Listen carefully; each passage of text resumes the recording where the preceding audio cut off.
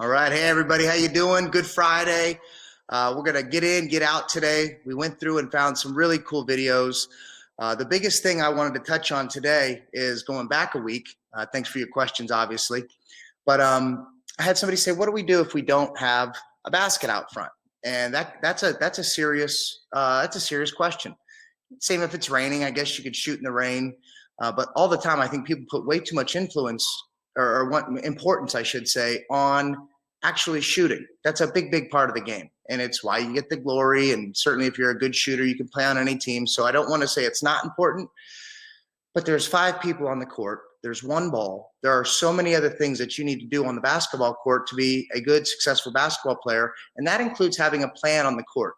So there were a handful of things, you don't have to look very far to see inspirational quotes about planning. They talk about the Abraham Lincoln quote. If you had 6 hours to cut down a tree, spend 4 hours sharpening your saw. Ecclesiastes, chapter 10, verse 10. Using a dull axe requires great strength, so sharpen your blade. That's the value of wisdom. It helps you succeed. And then obviously another verse that I love is Proverbs. Chapter 27, verse 17, as iron sharpens iron, a friend sharpens a friend. And that's what we are. We're friends. I appreciate you guys sharing and participating in all the stuff we do. Everybody's getting used to learning like this. I'm sure as soon as we get, I love you, Abby, you're the best. As soon as we get really, really good at doing this, I am certain everything's going to go back to normal. But what I want to do is I want to continue to train and to learn and to get your questions answered. This isn't for everybody, but who it is for, we're here to help, and we have so much cool material, so much cool content. There's so much stuff in here that still isn't out, but a lot of it is. And we've put it into videos, and we've organized it for you so that you can begin to develop your game, okay? So you can learn to develop a plan on the court, so you can strategically go into a game and know what it is you're hoping to accomplish so that you can ultimately get the result that you want to get. So without further ado, we got 4 videos for you today. They're all about getting your shot off. So we're not talking about going out there and shooting, because if there's nobody out there with you to shoot, how do you really know you're working on getting your shot off? So many people practice slow because there's nobody there. So the videos we have today are more about basketball IQ. They're about education. They're going to help you sharpen your saw. They're going to help you have a better approach and a better mental approach to the game of basketball. It's going to help you be a better player immediately. Like we say, shooting takes years. To work on moves takes a long time. But the stuff that we can share with you today or in a TDBA session, even if you don't become a better skilled player, you become a better player. You make a bigger impact on the court. And so those are the type of things that I'm really excited about. It's Good Friday, my favorite holiday, Easter. Today is the day they crucified Jesus. And he came down here, and for God so loved the world that he gave his only son. It all culminates in this week. It culminates today, where they crucified him. They tortured Jesus. The hell that they put him through, and he was human when he was here, and he went through it for us, and I'm very thankful for that. It's a special holiday. There's so much other stuff swirling, but let's not lose sight of what's most important, and that's our health and God and our family. And so it's giving us a time to focus on those things. Let's not focus on the negative. Let's focus on the positive. And then here in a couple of days, Easter, and that's why Christians are Christians. That's the foundation of our belief, is that God sent his son down here. He died for our sins so that everything we do would be forgiven, and he came back to life, and he did. And it's amazing, and I'm grateful. So I want to throw that in there because we never veer too far from that. Everything we do is based on that. That's our worldview. It's a godly worldview. It's a biblical worldview, and that's how we teach our kids. So I'm very excited. We're going to get started here today. First video about getting our shot off. We're going to have 4 videos. The first one's 3 minutes. I think the second one is 1 minute. The next one is 3 minutes. The next one is 3 minutes. If you have questions, be sure to put them in over here on the chat box. We'll try to answer them the best we can. And once again, I appreciate you guys being here. You mean an awful lot to me. And I will get the video started right now. This midline, which we'll talk about here in a second, is your friend. I'm going to teach you how to use it. Keep in mind, if somebody's guarding you like this, the second you get to the midline, they're taught to drop step. At that point, you continue your momentum away from them, but not away from the basket, directly to the first marker. 1, 2, knock it down. So I'm going to go ahead. and line this. Understand the midline. I know if I'm coming from a wing here, I make a move and I get into the paint. At this point, the defender is like this, protecting his butt to the basket, trying to force you here. As he drops, if you can continue to make a move and either slice across the front of the rim for a reverse layup, slice to the front of the rim for a right-handed layup with the guy in jail, or for those of you who can throw it down, the front of the rim is where you want to get to. It's not just going to happen. We're going to show you a couple things you can do here in a second as a bonus just to help your kids get explosive and get to the rim. We're going to show you in just 1 second. But you've got to use this midline to your advantage. As you come in, if you can pick, just like you got the first marker, just like you got the elbow, if you could pick a spot just there and get to it. The second you cross this midline, the defender will drop step to protect the goal. Instinct. Instinct. It has to be instinct, because everybody would have rather me drove than shoot, but they could never stop the jump shot. It's because I would get to a spot, I would rise up, and I had practiced and rehearsed that, and I had confidence. You might see this sometimes coming down the middle of the court. You see some guys that are rangy and they're low and they're back and forth, and you see the big guys tap dancing on defense trying to get back. It's because even if there's a guy in the deep, deep paint, and me as a point guard, and I come across like this, boom, he's going to switch step. He's going to switch step. Even if he's 2 passes away. He's playing Deanna's man, he's got the ball on this side. As soon as he crosses that midline, he's cheating over here to do what he's trained to do. Use that to your advantage. Everybody's the same. Anybody that plays basketball is going to react that way. You can also use this for your Euro step. As you're coming in, if you Euro step and you can tap over and back, if you can tap the midline, you can make the crowd go ooh and ah. Because if you tap the midline, they'll go here, you'll step by them body to body, wave to the crowd. A person who works the midline, works the middle of the floor, you'll find a lot of times kids, if they get the ball on the left side of the court, they'll use their right hand, their predominant right hand players. They come slicing across the middle of the court. They get in the middle. That's where they're going to make a lot of good plays. If they get on the right side of the court, again, they do why I don't like 2-line layups.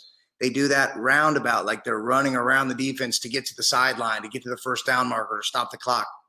Because again, they're using the right hand. They're so dominant with their right hand. This is a situation where some kids come into a game, they come out of a game, they play well, they don't play well, but they never even understand why they play well. They never understand why they'll have a game where they have 10, 15, 20 points, and the next game they play bad. They don't know why. They just know they had a good game. First step is learning why you have good games. Second step, and this is what we're talking about next week, is just the evolution, the 5 phases of the evolution of a basketball player. And it's really, really cool. It's just taking some time to organize the video. Very, very, very cool. But first, you got to understand why you play good. Then once you understand why you play good and why you're successful, now you got to backtrack and you got to almost attempt to do that on purpose. So you go out there and you intentionally play well. And again, anybody that we're talking to right now, they're not playing at a level where coaches, bunches of them get paid 6 figures and 7 figures to break down film and stop you from doing what it is you want to do well. So right now, if you're 8, 9, 10, 11, 12, 13, 14, 15, 16, 17, 18 years old, if you go out there with a plan, you know why you play well, you go out there, you set the court up intentionally, you manipulate the defense intentionally and to play well, you always play well. You'll be a dominant player and you have an incredible experience as a youth basketball player. So I'm going to play next video here. Another way to get shots is to come off screens. Well, again, one thing that I've always learned was to put my head in the hole. If I'm here, the defense knows I'm on this side. I either have to come back to the ball. He really only has to guard one space. So I was always taught, if even if I was coming off a screen out here to curl me in, I would take my man into the paint, and put my head in the hole. That means if I were to jump straight up, my head would pop out. I could say, hi guys, I'm above the rim. So I'm here, and I give 2 little bunny hops to freeze the defense, and then I can fake and I can come off. The most important thing besides setting up the screen, doing a V-cut, is to get down low. As low as you can, come off as fast as you can, because if you can create some separation, like if this guy's right on your hip, it's going to be hard for your man to screen him. Now you can't move while you're screening somebody, but if you can create separation where you're going this way, the guy's here, there's a nice little gap, your big man can start here, and if there's separation, he can step in and get a bigger piece of wood on the guy that's supposed to be guarding you. You've got to have the shots once you get into the paint, but if you understand how to use screens, how to come off, how to get low, how to set them up, now you get to put together the footwork. Now you get rewarded for taking the correct angles, and you get rewarded for practicing all the shots. There's so many little, what makes a great player great or a great team great in the NBA or NCAA is the fact that they can do the little things well. Setting screens, setting up screens, timing on screens, having a point guard or a passer who doesn't dribble right away and pick up their dribble so they get attacked. Someone that can use the jab step when they catch it as a decoy and as an illusion. Make the defense feel like they've got to guard you one-on-one. Oh, no, they're going to drive me. They're going to go at me. But what you're really doing is allowing the screens and everything that happens behind there to develop. All the little things that we talk about, the little fundamentals, I mean, gosh, right now everybody wants the jab step so they can play one-on-one and beat their friends in the front yard. Perfect. It's perfect for that. But if you can develop these fundamentals and these brass tacks basics, you're going to be able to continue to grow as a player. So we've talked about that a lot of times. One day of training is no better than the other. That's why we want to make TDBA so much fun, and it is fun. It's so much fun. It's fun for me. I miss it. The kids love it. 100% of the time it's fun because I know fun is the key at a young age so that people want to play again. 2 regular days of training is better than 1 gruesome day of training. You don't want to make training so hard for a kid that they don't want to come back the next day or that they resent practice, they resent training. Terrible, terrible thing to do. Once you get to college and you're competing, for the big prize, training isn't quite as fun anymore. Don't tell the kids I said that because it's worth getting there. It is fun looking back. But some of the stuff that we learn here and some of the stuff that the kids learn here, they might not realize how important it is until they have their own kids and they're teaching at the Y and they can't figure out why their team can't pass 2 times and make a layup. They might revert back to this stuff and be better teachers and better coaches. And hopefully they play long enough to use this to be better players. But it's a really exciting time because the stuff we're teaching, this is the real deal. This isn't hocus pocus. This isn't concepts and theories that might work. This is stuff that we've proven out to be gold. And so take this, make it a part of what you do, and you'll be a better coach or player. So here's the next video. The third way that you can score, how do you get your shot off, is off the closeout, off the drive and kick. This is why the Spurs are so successful. A lot of times you see teams and they call it sticky fingers. Well, what does that mean? Well, the ball's on this side of the court. My man's out here. I'm in help side, protecting the midline, protecting the basket. Go figure. Ball comes to the top. I know it's starting to come this way. I'm starting to close out. If this guy at the top has the sticky fingers where he gets it and wants to see if he's got something first and then gets off it, my guy has time to be in help side, start to move this way, millisecond pause. I'm here on the catch. Stationary, decide where he goes. This can happen off ball reversal, or it can also happen off of a boom, dribble penetration, drive, kick. Or it can happen into the post, move around, boom, the guy digs, back out. One way or the other, you're getting the ball inside out with a man coming towards you. In a closeout situation, this is exactly where you want to be. Well, the first thing you want to do is you want to be ready to shoot. So if the ball's coming out, you want to boom, boom, boom, knock it down if they're not there. Or you want to practice as the ball's in the air being off your feet. So the ball's coming in the air, boom, and you hop step into your shot. While the ball is to me in the air, I need to be in the air. So when it gets to me, pop, right up or drive, right, left. It's like a jump stop. The first thing you need to do if you're not shooting it is to load. Loading means the ball goes up and the butt goes down. If I was running a race or I was rushing the quarterback, I'd get down, I'd get low, and I'd get explosive. If I was going to drive by this guy, I got to get down, get low, and explosive. Well, too many people catch the ball, stand straight up. Then when they want to go, got to make this movement. When you go down, you load, boom. You're low, you can go boom, you can go boom, you can do whatever you need to do. Loading is critical in the closeout. After that, you want to cover ground. Boom. Again, the correct angle, getting into the middle, scoring. Or if you're forced to take the baseline shot, boom, you're here.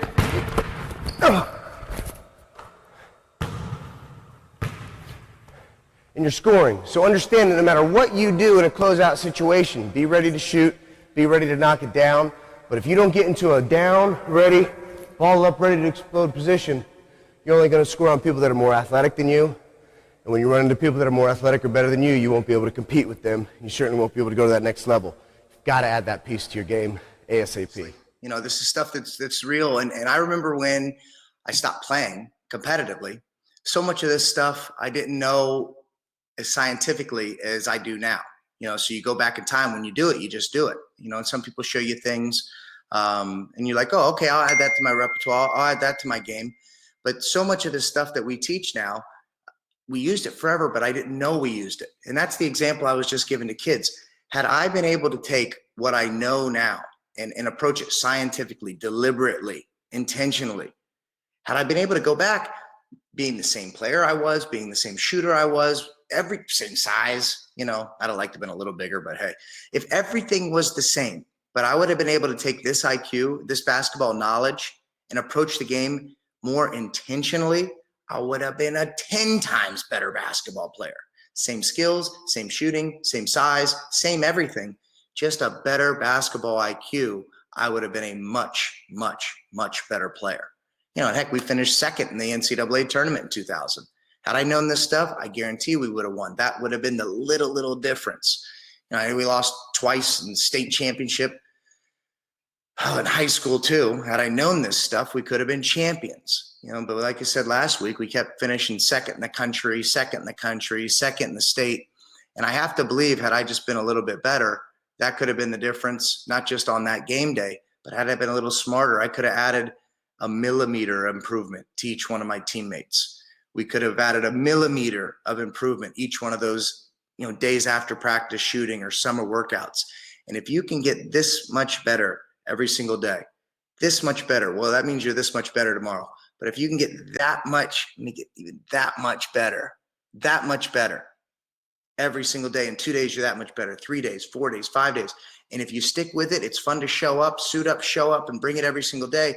Next thing you know, over a long period of time, somebody that you would have been completely even with, you're much better than.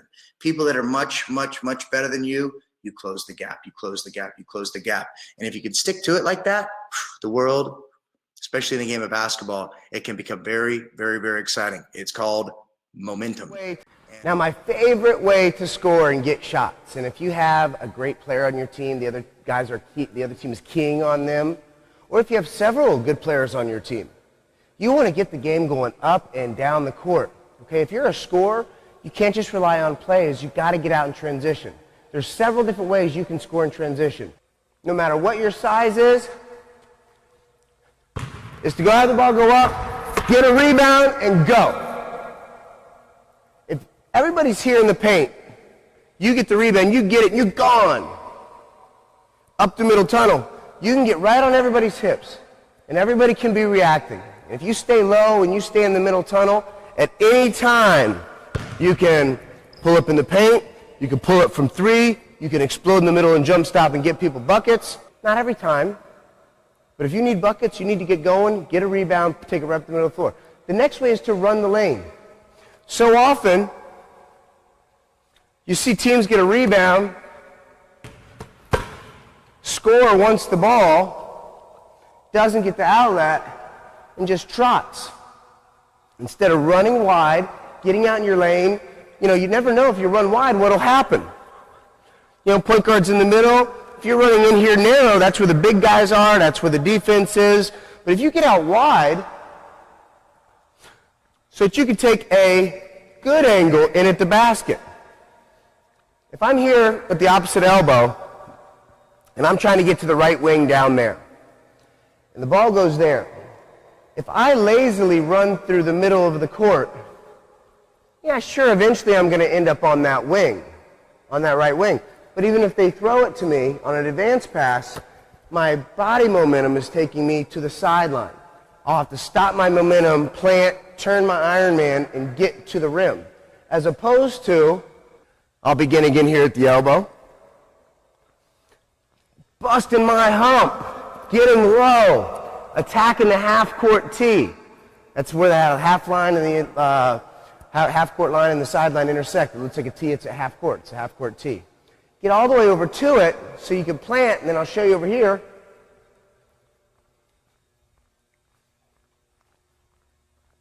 Getting wide, so instead of me going away from the rim on an advance pass, having to stop and get back in, I prepare myself ahead of time to get wide, so if the advance pass is coming, my Ironman is already downhill. I can get it, I can attack through the elbow.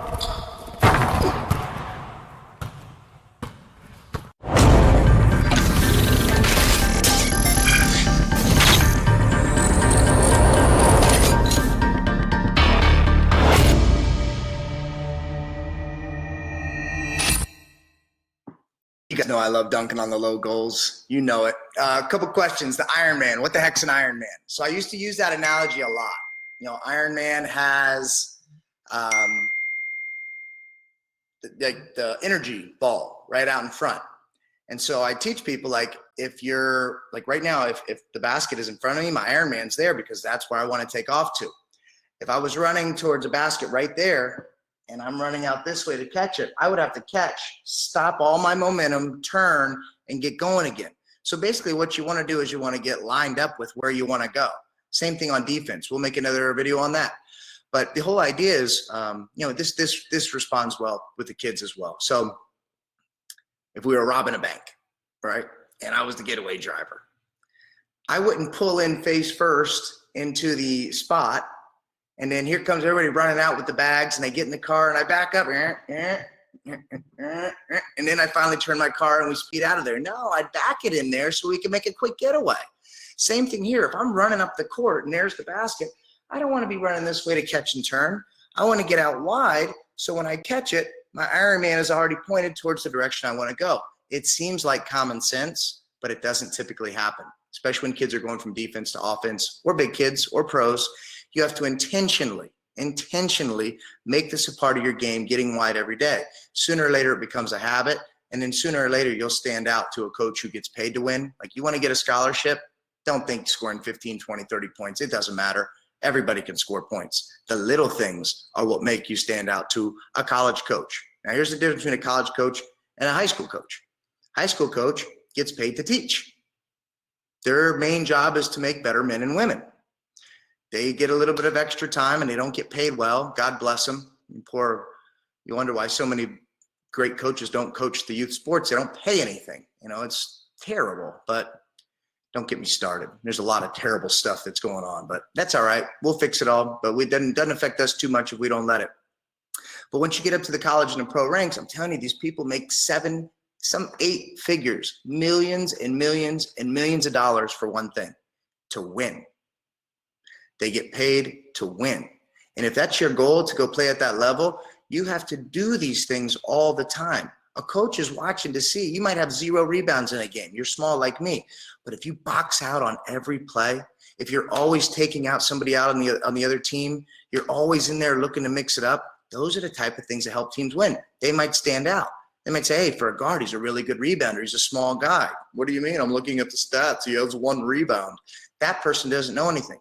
That's a person who tells young kids and AAU coaches, I'm a scout. There's no such thing as a scout. There's no such thing as a college scout, just so you know. No such thing. So if you got some schmuck telling you, oh, I'm a college scout and college recruiters and showcase, none of that's true. It's all a lie.